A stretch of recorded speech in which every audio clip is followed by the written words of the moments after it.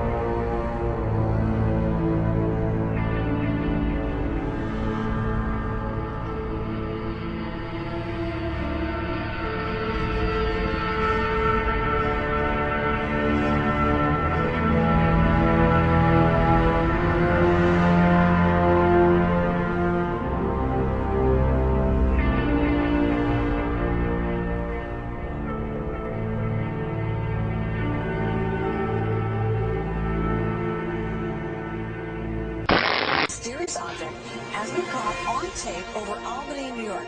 It looks suspiciously like a missile. Is that possible? Yeah, that's pretty scary over a commercial airport, but I don't know, whatever it is, it was going very fast. It was above the clouds, and it was hundreds of feet in length. So the FBI has seen this tape?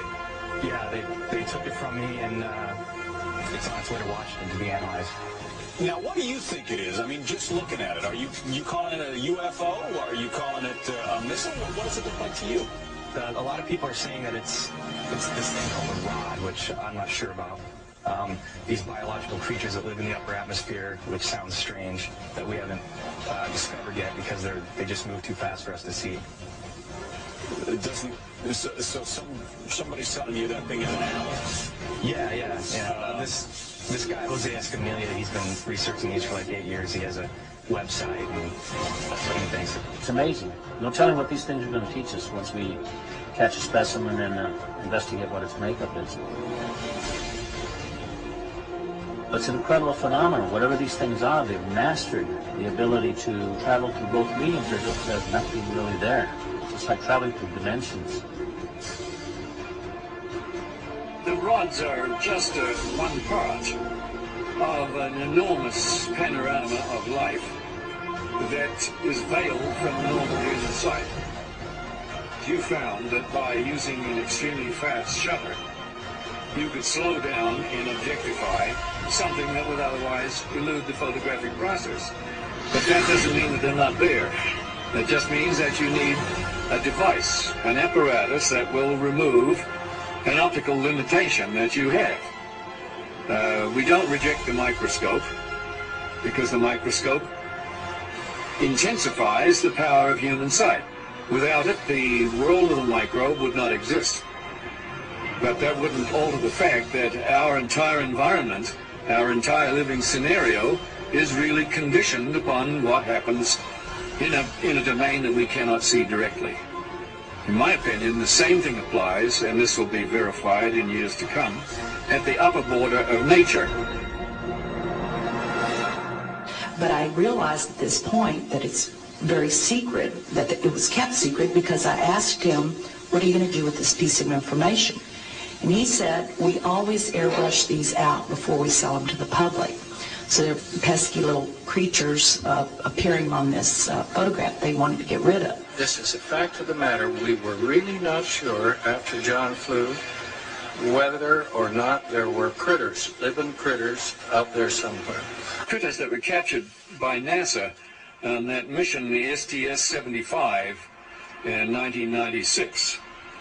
In all my considerable experience of the entire UFO scenario, I have never seen and never expected to see footage like that. And least of all did I expect to see it on film or tape that had been exposed by the government in a NASA mission.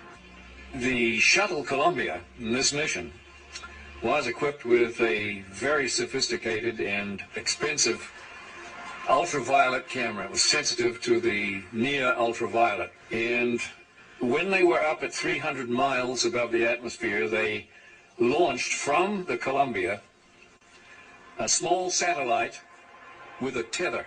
Not long after it was launched from the Columbia, the tether broke. We'll record steadily the whole break and call back to the tether. Copy, Claude. We go. Again, this is a view of the satellite. Well, if it had to break, it did it in the right place. And you see on this astonishing film, you see the satellite go drifting far astern of this orbiting Columbia. The tether, which is 12 miles long, straightens out into a long white line, which you can see as plainly as could be. Columbia and the satellite now 77 nautical miles apart. Now, while this is all going on, a whole covey of UFOs, perhaps 36 of them, manifest to this ultraviolet camera, and they begin moving around, circulating, looking for all the world like something in an aquarium tank. The satellite, again, just